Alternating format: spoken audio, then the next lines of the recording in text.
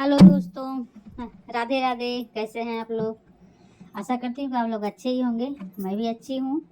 और मैं आज एक शिव भगवान का भजन सुनाने जा रही हूँ। सावन का पावन महीना चल रहा है। आप लोगों को पसंद आएगा तो लाइक शेयर करिएगा, सब्सक्राइब करिएगा और कमेंट में ज़रूर बताइएगा कि ये गीत आप सभी को कैसा लगा।